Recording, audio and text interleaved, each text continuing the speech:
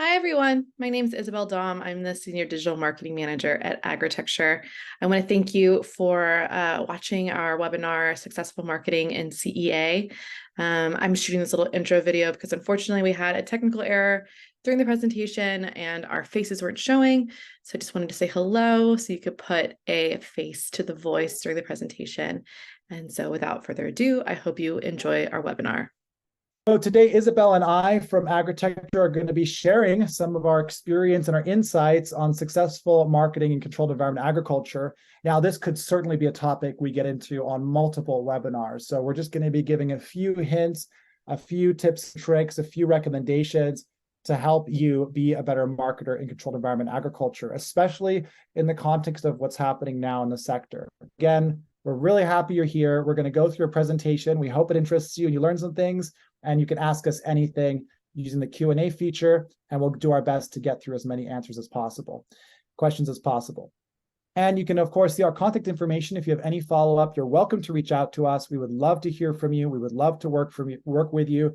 So let's talk about marketing right now. So this is a little bit what we're going to be going through today. We're going to be talking about aspects of the CA industry as an introduction, some specific tactics to attract leads to your company, determining your marketing mix. What are the channels? What are the tools you use? We're going to look at some examples and talk about the good and the bad of those examples. We're going to talk how to maximize your investments in events, which are a key part to get business and market in the sector, how to communicate successfully without greenwashing, a little bit of a hint of that, and just a conclusion and questions and answers with you that are quite open. So let's get started. First of all, this is mostly intended for suppliers in the sector. I mean, you could be a farm operator, but it's mostly for technology companies and services and solutions to the sector overall, because that tends to be a lot of where the marketing needs to go for those products and those services to be sold. But essentially, what's really important to know is that the landscape of controlled environment agriculture suppliers is getting more and more crowded. As the sector grows, there's more and more interest, new companies from inputs to equipment, all emerging. And we saw this just by looking at green tech or attending. There are always new participants there, and it's very difficult sometimes to identify which one you should go with because it's very difficult to differentiate. And so some of the things we're talking about today are how you can differentiate through marketing and stand out from the crowd. But before we get into that, let's just talk about the CEA sector a little bit here.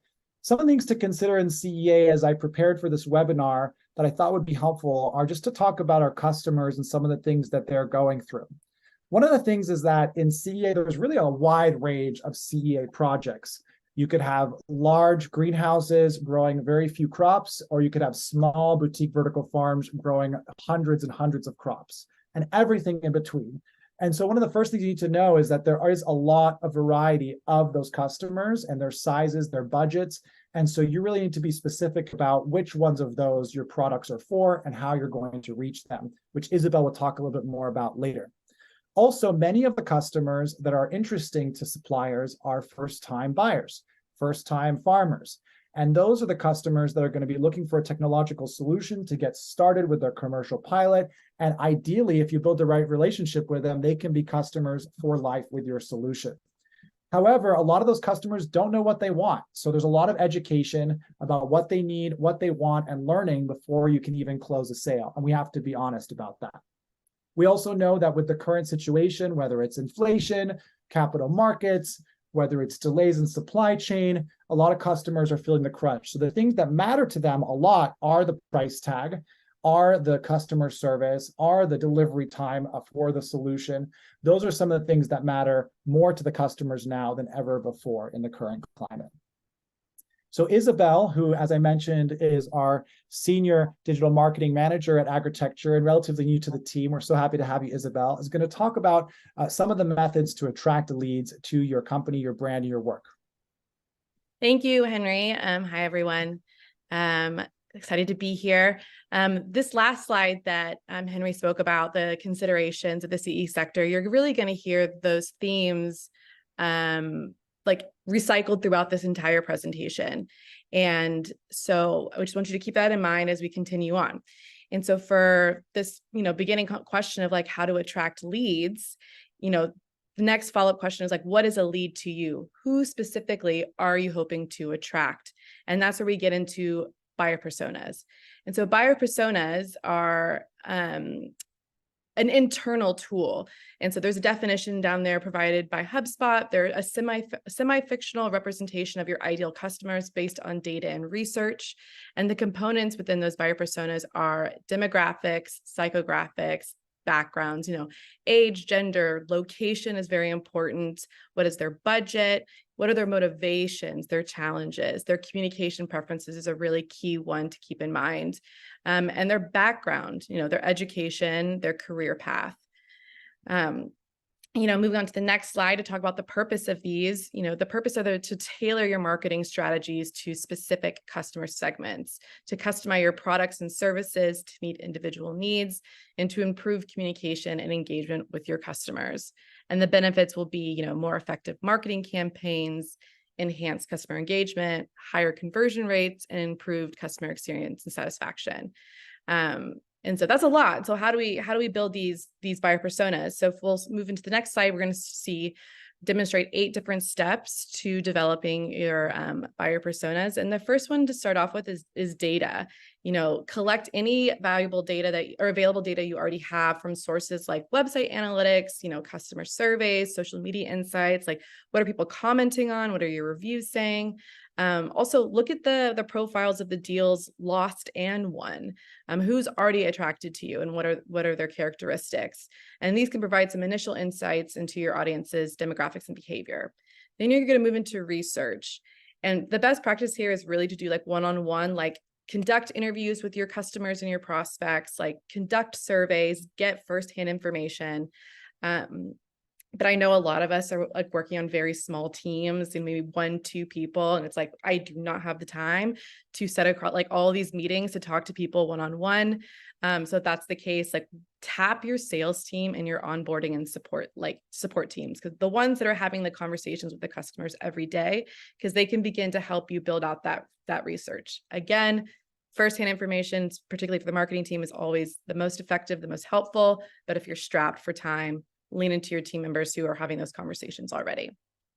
And then step 3, you're going to start identifying patterns. So look for commonalities and patterns in the data that you've collected and start grouping similar responses and behaviors together to form preliminary segments.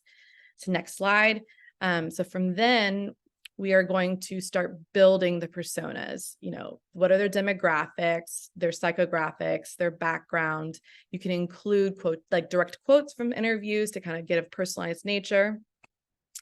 And some of these things like demographics may seem extraneous, like why do I have to go into that much detail?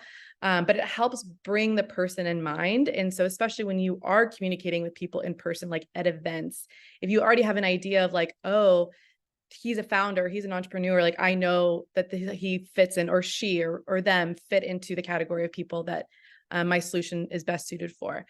So it just helps for like that memory recall and identifying quickly, like if this is a potential lead. And then you're going to move on to naming and visualizing. So give the persona a name, something that's easy to remember, like ones that we use are like Entrepreneur Eddie and Policy Paul, like things that help you remember who they are. I'm in a representative image, again, just for memory recall. Then you're going to move into validate and refine. So share your personas with your team, especially, again, those who interact with the customers. If you've already involved your sales in like customer support teams, bring the back end to like have them review the personas you put together to make sure that they are reflective of who they're communicating with every day. Because it really is it's a company-wide tool. The business personas are not, the buyer personas are not just for the marketing department, they're for the whole company.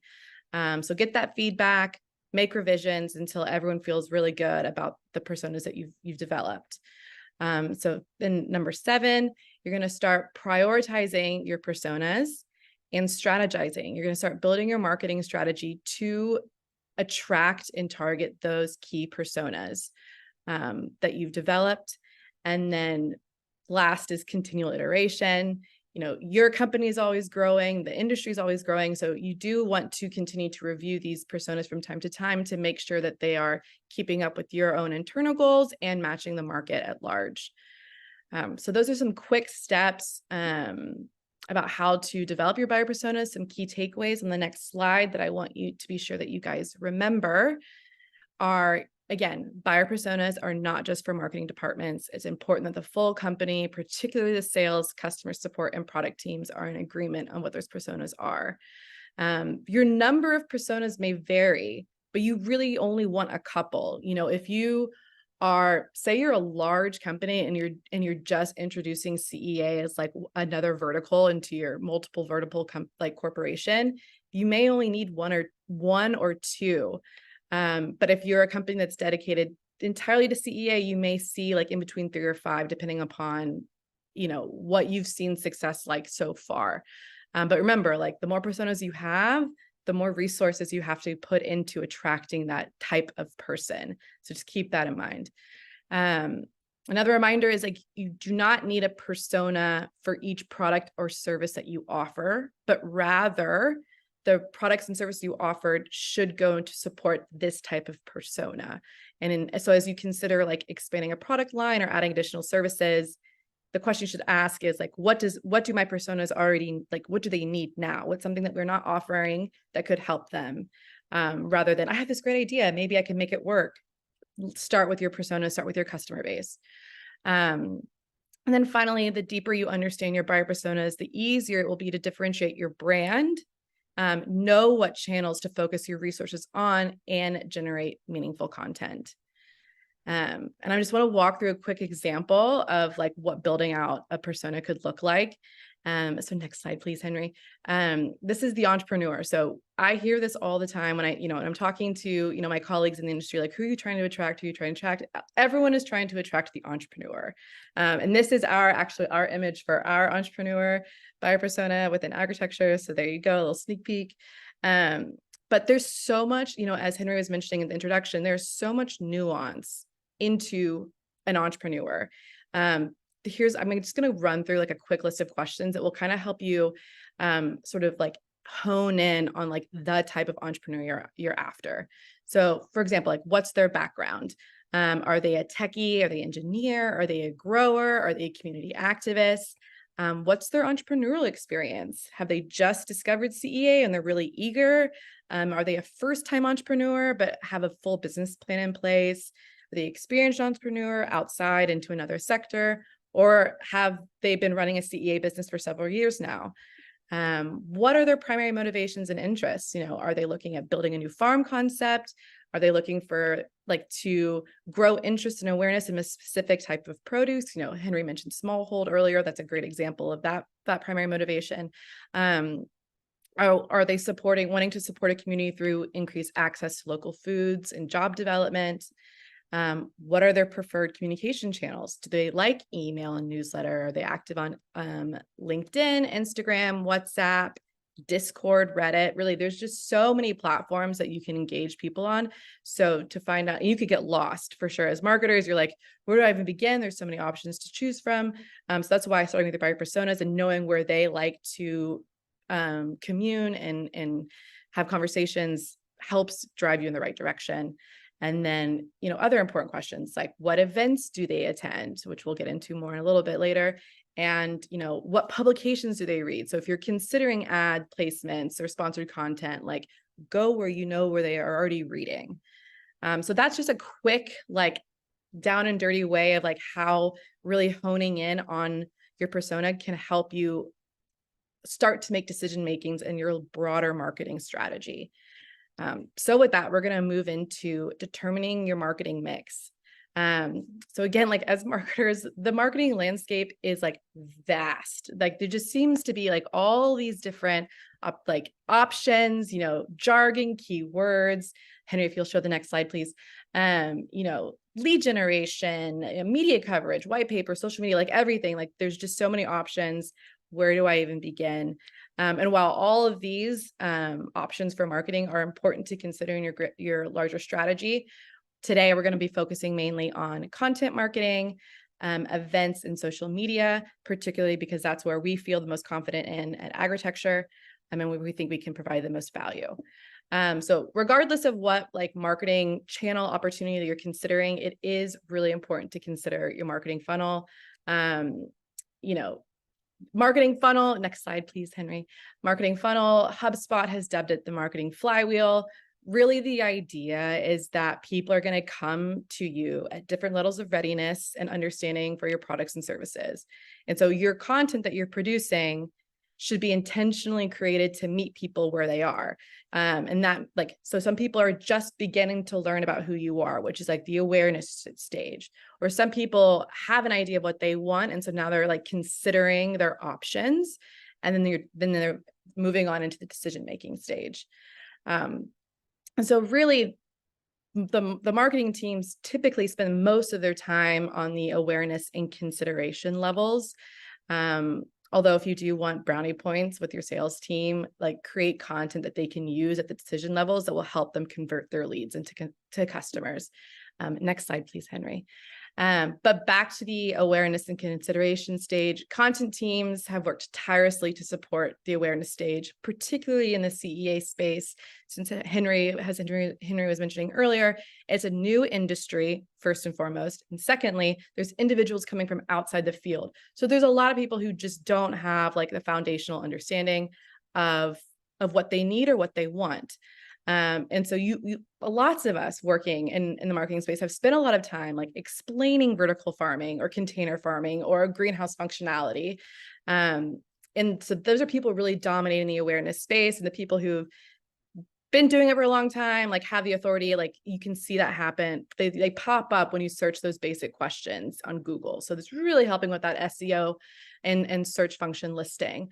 But if you are a brand new company, or you haven't been investing in content marketing and you're feeling like a little overwhelmed by dominating Google with your content, I would just want to share this with you, that web analysts and search experts are actually predicting an upcoming fairly large change on how users are using search features. And that comes with ChatGPT, and this other image you're looking at right now is a beta form of what Google is testing for their own search page, which is their own AI. And so they're predicting that a lot of people are going to be actually spending their awareness stage within these like Google-like platforms. The idea of keeping people within the platform, getting their questions answered already within the search results, which means they're not getting pushed to their website to get the answers. So they are predicting a dip in website traffic for some of those early top of the funnel people, which, yes, like we're gonna have to consider that and make changes accordingly. But hopefully what that means, it makes you sort of feel a little bit of relief, is that you can focus your strategy more on the consideration stage. Again, like small team, limited resources, like let Google and ChatGPT do the awareness educating stage and start to build out your consideration and decision-making level content. And that's also where you get to your brand to shine, your team members who are subject matter experts to shine.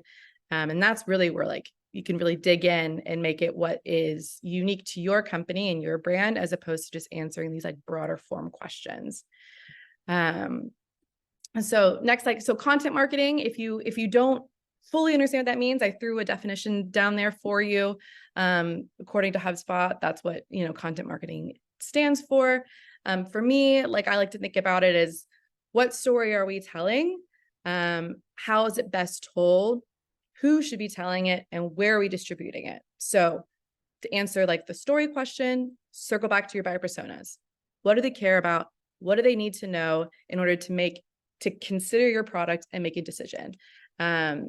You can also do related keyword searches. So you can look up, if someone searches this, they oftentimes search this, and you can start to build your content around those questions that are being asked. How is it best told? What's the format of the information? Is it an article? Is it a video? Is it a web page? That's where your creativity juices really start flowing, is figuring out the best format and effectiveness of telling whatever story it is that you're trying to tell. Who should be telling it? I think that is a super important question that sometimes people don't consider enough. But who internally should actually be the one delivering the message? We do it, everyone's done it, like the social media person, like you make the video, like you understand how social media works, blah, blah, blah, blah. That's easy to do. But in reality, like just the social media person who is delivering the message may not actually be the expert in whatever it is that they're telling. So tap your team. If you have like engineers or your founders, your CEOs, people who really understand what they're talking about, let them be the messenger, because that's how you establish authority in the space. That's how you establish your trustworthiness. So yeah, who should be telling the story? And then of course, where are we distributing it? Again, circle back to your buyer personas. What channels do they prefer? And then also, of course, social media is a big part of that answer. Like everyone's like, oh, social media, social media. But the social media platforms now are like, they're differentiated enough where you really have to have your own approach and strategy for each platform. So consider that you're going to have to make tweaks to your videos or your captions or your images based off whatever platform you are using, which is actually a great place to segue. And I'm going to hand it back over to Henry, and he's going to talk about social media examples of promoting your product and your services. Awesome, Isabel. I thought that was such a good explanation. And I know for us, as you've sort of stepped in and we've like literally worked as a team to draft out our buyer personas, it's been so helpful for us to have even a common language within the company and a bridge between the marketing team and the rest of the team. Who are we talking to? And like, which buyer persona are they? Is it Entrepreneur Eddie? Right. And so, it's just extremely helpful. And it was great to see you lay it out, because it's been so instrumental for us internally. And I'm excited we shared it. So now this part is going to be a little bit about some examples that I'm going to give a little bit of a critical lens to, about the things I think they do well, the things they do less well. And this is my opinion. You can have your own opinions. The point is to have a little bit of an exploration and start to think a little bit more analytically and see some of the things that we want to focus on doing more of.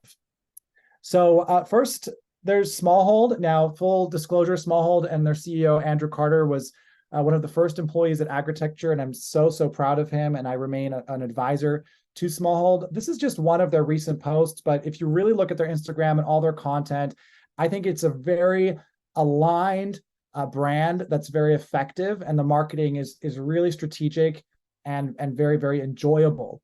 So engagement is high, follower growth is high.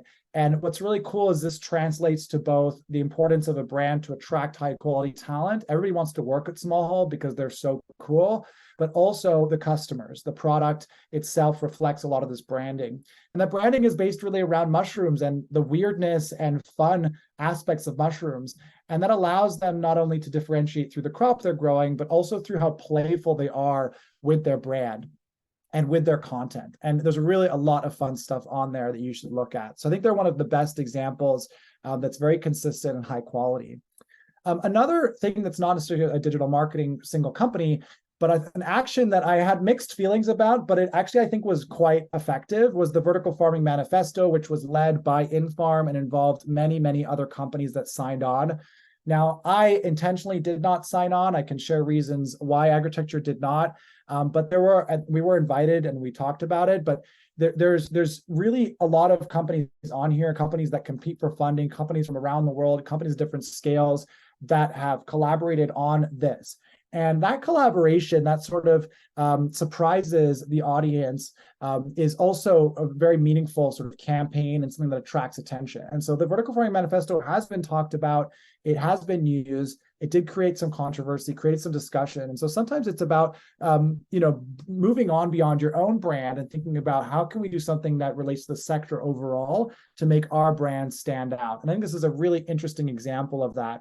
And I suspect that maybe they were talking a lot to, other members of the industry, investors, things like that, trying to showcase what they're doing. And some of the companies on here are even participants or attending this call today, which is cool. Now, sometimes things are a little bit less effective. And when you're doing a rebrand, for example, like Seriton did, you can choose to do something internal with your own team if you have those resources, or you can choose to hire some external group. And in the case of Seriton, to me, it looks like they hired an external group for this rebrand they did a few years ago. And as you can see, the rebrand itself is very much focused on the name Seriton, and it's dark, which is sort of it was sort of like a trend a few years ago that things were just generally going dark mode a lot. And I think that the advisors or the agency that did this really focused on that. You can see all this content brings that in. So there's really kudos on the consistency. It definitely feels intentional.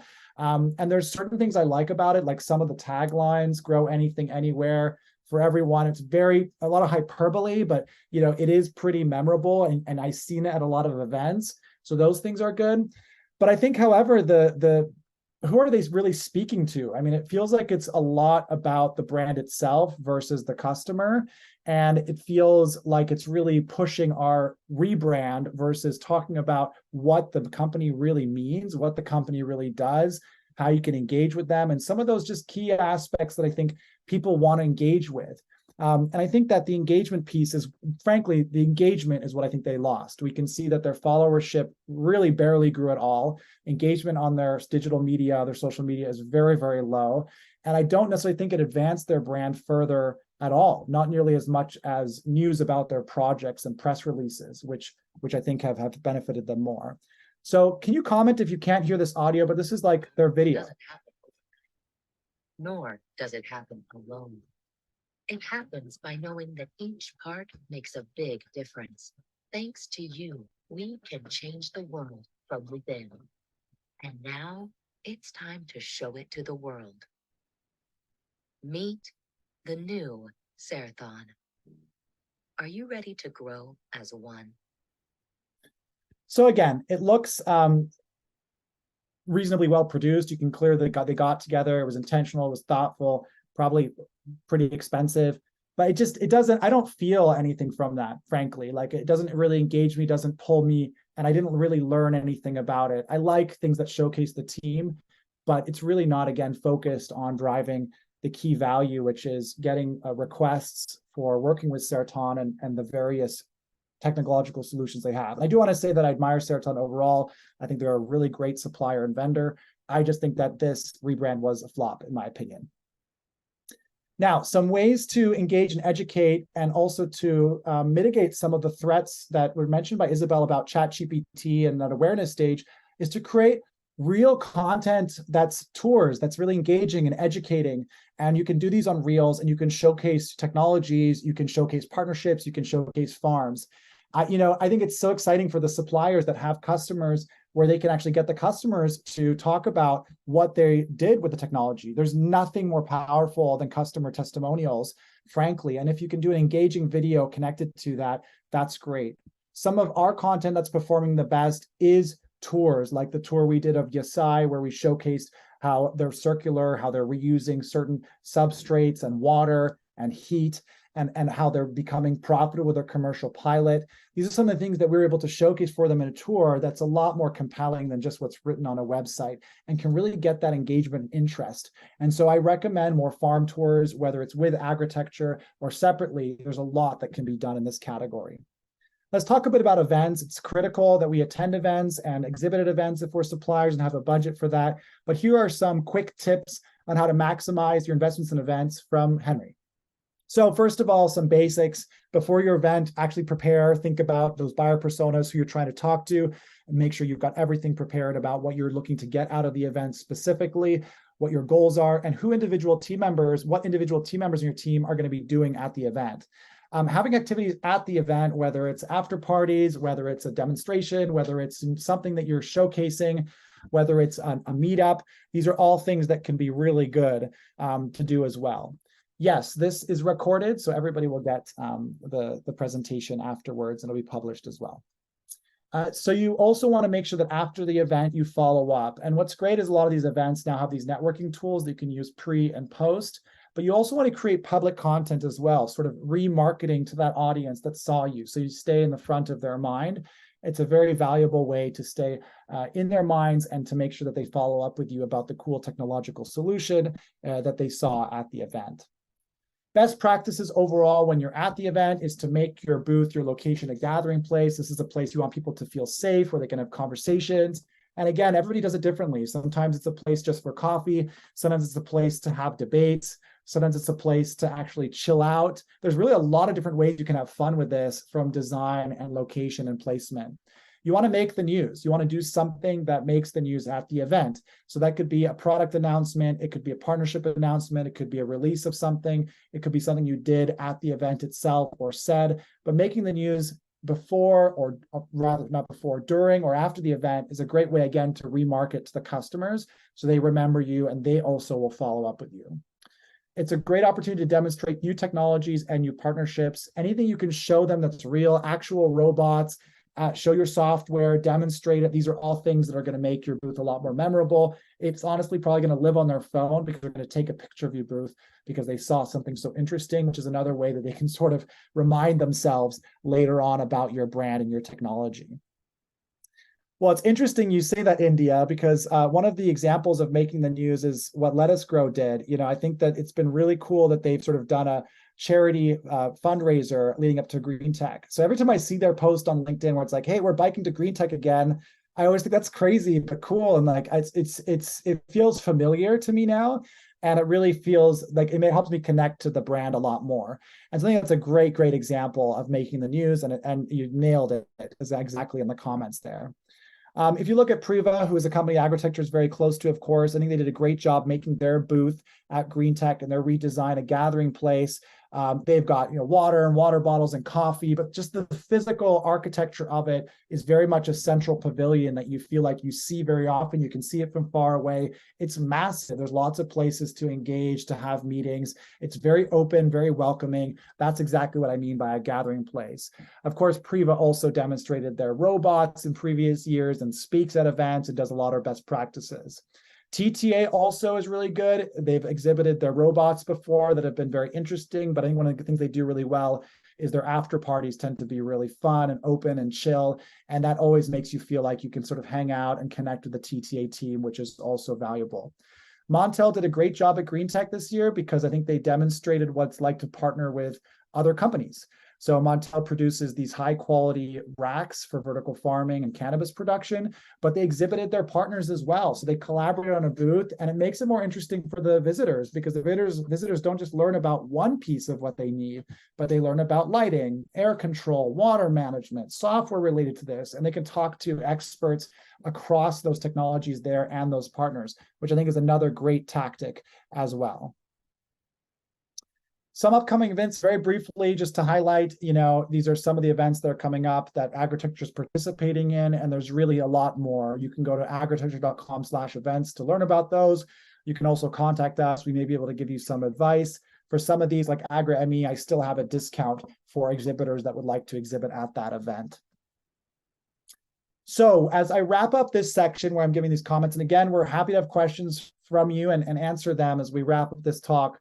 I wanted to talk a little about greenwashing, okay? Because this is something that maybe happens a little bit more from the farming level, but can also happen on the supplier level when we're marketing. And it's something that we're passionate about at Agritecture to share basically techniques and recommendations to avoid greenwashing, because you don't want to be part of the problem, you want to be part of the solution. So greenwashing basics, here are the 10 sort of red flags of greenwashing. Obviously, intent to deceive is pretty intense, like you want to deceive. I think that doesn't happen as often, but it's really a lot more just exaggeration, empty buzzwords, throwing in sustainability or throwing in things like green or clean, things that are natural. These are really common ones. One of the most dangerous ones is just ignoring larger issues, right? So you're saying, hey, we're a vertical farm and we're saving the carbon footprint by reducing the distance from consumer to farm or farm to consumer, but you don't talk at all about the source of your energy being coal and the carbon footprint of your farm being very likely higher than the food that's imported from far away. And so, that is distracting the consumer. That is classic greenwashing and something that happens a lot more.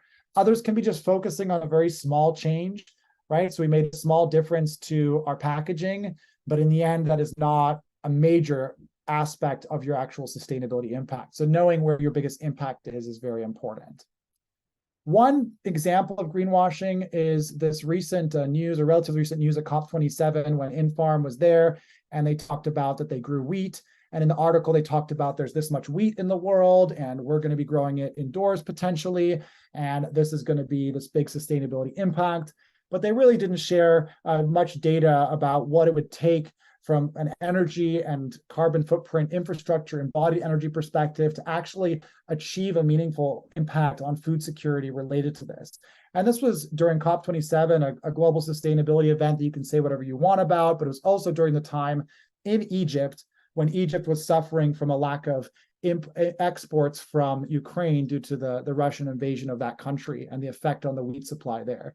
This was a serious food security time. This was a distraction in a lot of ways, a hyping up, a taking advantage of a current event that I thought was, that in my opinion, was not reflective of what Infarm is capable of and where we should be communicating a little bit more. Because again, growing wheat indoors is not something that's going to be on the short horizon for commercial production and not something that's going to make a meaningful sustainability or food security impact in the short term. There are some good examples I wanted to highlight. One of them is reporting, right? So I think that Tobias Pegg, CEO of Square Roots, did a nice move when he did a simple sustainability report talking about where Square Roots' impact is. And that's a great question to have, right? That goes back to like ignoring the key areas where your company is making an impact. And what they found was that the embodied energy of a lot of the equipment that they buy and build with their containers is one of the most significant areas, and an area where they can now target to reduce. And they provided data on that. And again, providing data is hugely valuable and a great way to mitigate greenwashing, because you're actually talking about the data and you're driving sustainability forward by showing measurement. Infarm, I may have criticized earlier, but I think they have done a decent job with their impact vision paper. They became B Corp certified. They use some very good best practices for reporting. And actually just measuring and reporting is a really key first step in sustainability for any organization. And that gives you a lot of assets as a marketing team to talk about as well. So it's a bit of a win-win, in my opinion. It really helps the business, the operations, as well as improves marketing. But it starts with the data, not with the marketing. Ceres Greenhouses is a really, I think, an interesting example. I really liked their recent announcement of their partnership where they have wind solutions for renewable energy with the greenhouses. And the way they described it, this is their new account because they had to change accounts, but they actually got a bit more engagement on the previous one. And they describe it pretty well. They describe the partner, they describe the solution, they explain further what the impact could be. And I think that's a really good example of communicating sustainability and a great way to showcase a partnership and stand out and differentiate. If you're interested in how to avoid greenwashing, Agriculture's produced free, downloadable CEA sustainability communications guidelines for companies in the CEA sector. So we go through the most common greenwashing acts in our sector and present other ways to talk about. How do you talk about food security without greenwashing? How do you talk about carbon footprint without greenwashing in the context of CEA? You can download it there at agriculture.com/sustainability. Now, if you're interested in anything we said or any of Agritecture's way of doing things, we welcome you to talk to us about how you can work with Agritecture. Here are some of the amazing clients we've worked with on sponsored content, marketing. We produce webinars, we produce farm tours, we produce blog posts, we produce strategies for events, partnerships, and many, many more. And it's been really a pleasure to work with these companies, and we look forward to working with more in the sector to help grow their reach and their audience and their attention. Really want to thank you for your time, Isabel. Thank you so much for coming up with the idea for this webinar and facilitating and getting it ready. And we're just so excited to have you continue to work with us on the team.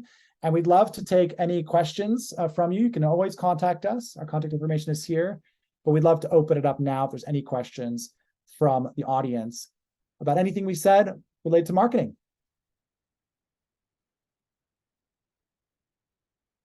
This is always that fun moment when we have to wait for the first volunteer.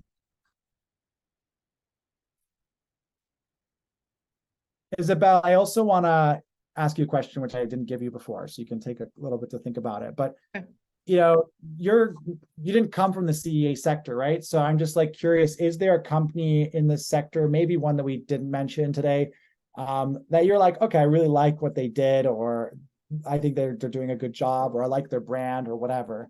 What are some of the ones that have stood out to you? I know you've mentioned Lettuce Grow before, but like, are there others? Yeah, I'm a big fan of Lettuce Grow.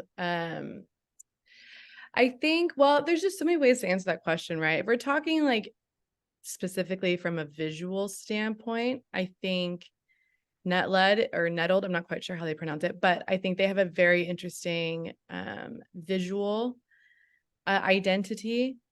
Who else do I think? Gosh, you put me on the spot. I will say that I spend a majority of my time actually examining brands from outside the industry, and that's true for regardless of what industry I'm working in. Because if you are constantly like only evaluating yourself against your peers, everyone's going to end up looking the same, right? Or sounding the same. And so I spend a lot of time outside of the industry, seeing ways that I can make connections to other types of companies, and how I might, incorporate their choices or decisions into whatever brand I'm working on. Yeah, I think that's really good as well, because I mean, our industry is also very small, and I would say I've seen the marketing improve a lot in recent years, but I don't think we've been the best at marketing. And so like to get on the cutting edge, you need to sort of look at some of those companies that have bigger budgets or are focused on more consumer trends and see what you can pull from those as well. Again, to mention Infarm again, I mean, they rode the meme wave as well. I think they did a really good job with that. Again, if you're trying to engage customers to buy your cool boutique greens, that kind of can be a pretty effective way to get a younger generation if you're targeting them. So I think they did some really cool stuff there too. Okay, anonymous attendee. Shh, don't tell anybody. Do you have recommended marketing channels for greenhouse growers who may not be present on social media? I think we've looked at this a little bit, right? We've talked about we want to reach more traditional farmers, greenhouse growers. What have you found there, Isabel? There are a ton of like standard publications within the greenhouse space that I would highly recommend looking into. There's greenhouse grower, there's produce grower, I'm not going to be able to name all of them. But there's a lot of like more traditional media, like from actual like printed hard copy magazines and digital newsletters, that greenhouse growers subscribe to. I would also take a look at things like Substack and Medium, individual communicators who are like talking about greenhouse growing. Sometimes they'll offer like partnership opportunities. So those are some non-social media channels that you can look into. Again, like I would go back to your buyer personas, or if you don't have those yet, your customer base as it stands now, and ask them specifically, like, where do you like to receive your information? So you can get direct answers from them as well. So that's my recommendation. Look into the standard media publications, maybe check out like Substack and Medium, and also talk to your customers. Awesome. So let's talk Harry Duran here, who's pretty well known in the industry as well now. Should companies with smaller budgets focus on reaching people that are already familiar with vertical farming, or educating folks outside of CA and the benefits? Lots of education is needed. That is a good question. Very good. I would say, I guess it depends a little bit, but I would say I would probably target ones in the industry if my budget was lower, because there's risk there's so much more education and work and investment that's needed, and it's always going to take longer than you think when you're targeting brand new customers. And even your buyer persona of them, because you're going to have less data about them, is weaker, right? And your buyer persona sort of has to evolve, right, Isabel? You have to update it and iterate on it, as you mentioned. So if you don't know that much about them, but if I'm looking at someone who typically buys LEDs, yes, there's more competition for that. They're in the industry, they're a grower, but I can really learn about where they go, what events they go to, what they're interested in, the prices they typically pay, the questions they typically ask. Like, I can get that information a lot faster. So if I'm on a budget, I'd say I would target that first. What do you think, Isabel? I agree. And I would also say, You don't have to agree with me. I would say, what I would do first, honestly, though, I think your clinicians are right, Henry, but what I would do first is ask your sales team, what do their leads look like? Are they the majority of people in their lead pipeline, people who are like, need much more educating before they can actually convert? Or do they have enough people who are in like the decision-making ready stage, but they need more future prospects to evaluate and convert, because that'll give you a better idea of like where to spend your money more immediately. Because again, if they have too many people who don't know enough about the space to make a decision, then focus your budget on attracting the people who already do know. But if they are comfortable with the amount of people who are ready to make decisions, but they want to get people moving down the pipeline, then you may put your money into attracting more people and begin the education process. Yeah, I think that's also a really good point. I guess there's also considerations of how quick they are going to be to buy. Mm-hmm. If you win a reputable greenhouse as your customer, and you get that case that's more valuable than a new one, I think. So I think that's where my mind was going. It's like, as well, like, not only is there data about it and I can sort of identify that, absolutely should talk to the sales team. But if I win an existing CA operator, that's a pretty big win for a supplier company, a pretty great story. And that has additional value from the money I invested in that marketing.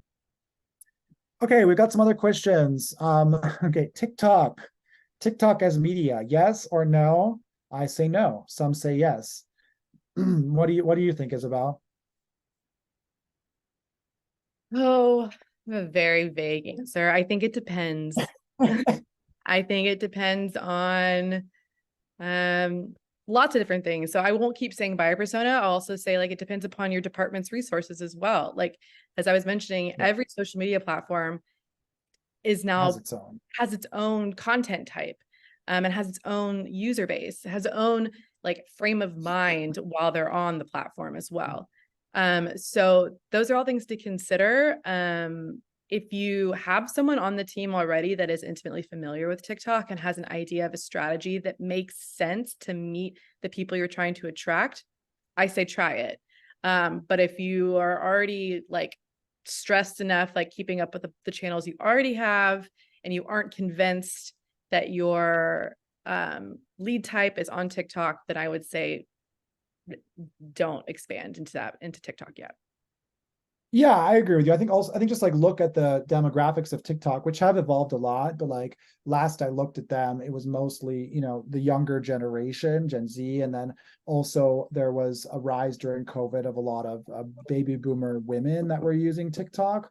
And so, I could see, for example, that female category being really useful for the question this other colleague is asking, which is smart gardens, balcony gardens, sort of consumer focused products for gardening at home. I think that in my opinion, and what I've investigated, I think that women who work at home and take care of the home are key buying deciders for that kind of a product. And so if you can attract them, if you can entertain them on TikTok, and if you can showcase your product in that way, that might be useful for you. But again, if you're an LED company, I don't know, maybe for some cannabis stuff, I could see it being interesting. There's some science talk. There's definitely other niches within there. But again, I would really think about your demographic and where they are, as you mentioned very well, Isabel. Okay. Some of these questions are not marketing related, so we're skipping over some of them. Jonathan put this one as marketing materials are closely related to design, do you take climate considerations into your design materials? I'm not sure I know what that means, Jonathan. An example would be making sure social media posts have specific call to actions and are not content for the sake of content. Another example would be making sure all the videos are heavily optimized to reduce the amount of energy needed to access the files. Okay, so like, how do you drive sustainability forward through your content? I mean, I guess,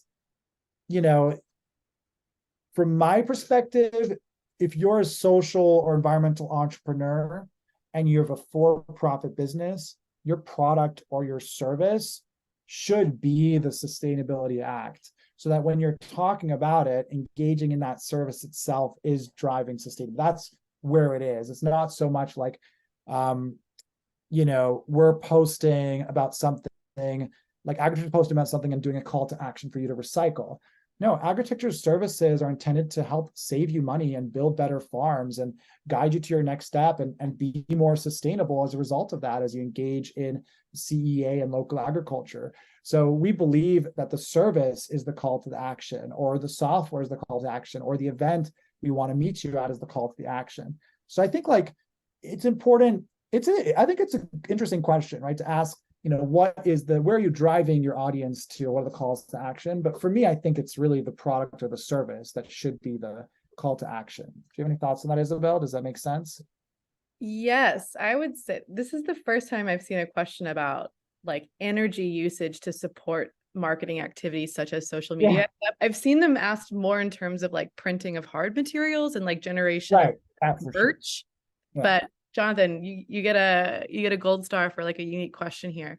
I don't know. I don't know if I have much to add on to what Henry already shared.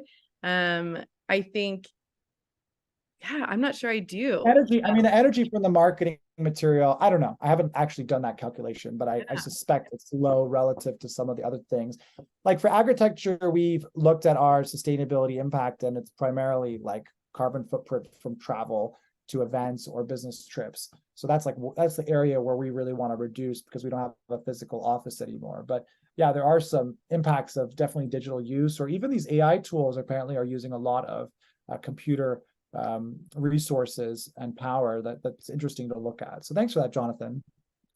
Kyle's asking, do you have strategies for building buyer personas that don't yet exist? So imaginary people, the buyer persona for Alien Alan. Just kidding. CEA is growing so rapidly. I think trying to identify personas that may be evolving could be useful, but that's easier said than done. I mean, I think that's also a really, really cool question. Mm-hmm. I think I like being one step ahead. And so I think that's the kind of way you're thinking, Kyle. Let's think about this for a moment, because I guess the best way to do it would be to imagine where the sector goes and then think about the buyer personas that exist in that future sector. So if you like imagine the downturn, right? If you imagine the bankruptcies of these companies a few years ago, you could think about buyer personas that exist in the market now related to that. So for example, there could be the group that is buying old greenhouses, old projects, and they need to repurpose them. So this is an entrepreneur or an investor type of person, but they don't have as much experience, but yet they're sort of skipping ahead and buying all this equipment and technology and taking over a farm and a business. You look at, that's interesting. You look at Farm One, right? Farm One went out of business because of COVID, came back, was bought by a new owner, and is run by a new CEO, and Rob is supporting, but in a different way. So that CEO now is a key decision maker for the lights, the racking, the equipment. Can you think about that buyer persona in advance? That's what comes to mind for me. What do you think, Isabel? I think it's a great question. I would say I don't think that I would encourage building a buyer persona based off of something that doesn't exist yet, because buyer personas, you're making a lot of like internal decisions around, like sometimes you're making decisions around allocating of your resources, your budget, like your financial projections. Like you need them to be real and have real data to back them up. If you're like to build out a full persona. That being said, I do absolutely think it's important to stay in the future and consider what could become needed of you. Part of that is like your buyer personas too, like your actual real life clients right now too are going to evolve. So make sure you stay in conversations with them and understand what their like upcoming needs and questions are. And then also we do this in agritecture as well. If we have an idea about something, we'll draft a piece of content and like drop it and see like what the reaction to is, what the engagement level is, the conversations that are started around it. So we're doing more like R&D, if you will, but like in a content kind of way of, instead of building like a full persona and planning around what we think might happen in the future, we'll experiment with the content and let that kind of give us initial inclinations of like whether or not we think that's the right direction that we're headed in. So in short, don't build out a full buyer persona and make decisions around something that doesn't exist yet, but do consider like future wants and needs and use your content to help you kind of explore those questions. Yeah, that's great insight as well, Isabel. Well, I think we're just about at time. Let me see here. There's one comment about a question about smart gardens. new vertical gardens on the market. I don't really think I can comment on that too much. I mean, I see a lot on Instagram. I don't have major comments on which ones I like, but there's a lot of new things that go out there. Most of the time, I think these products are very gimmicky. Most of the time, the companies fail, and most of the time, I think they're just producing cheap plastic. So whoever can break through, there are a couple solutions. I mean, again, I like Small sort of has little bags. You can grow mushrooms at home. It's compostable. It's really not a big sustainability impact. There's a couple of other smart gardens like Agrilution, which are a little bit bigger and pricier. There's a lot. You can also look at them on our blog. We feature them a little bit too sometimes. So that's it, Isabel. I want to thank you so much. This was really, really fun to talk about together. And I also want to thank all of you, especially those that asked questions, which I thought were really great questions. Very, very fun and interesting. But thanks for joining us. This is our first webinar we've ever done on marketing strategies. We'd love to hear your feedback. You'll get an email from us with the recording and the YouTube link, and you can find this and many, many more webinars on key aspects of controlled environment agriculture on Agritecture's YouTube. So definitely make sure you're following our YouTube, our social media, wherever you need to get your information so you stay up to date and see what we're talking about in the industry. Thanks so much for joining, and have a great day.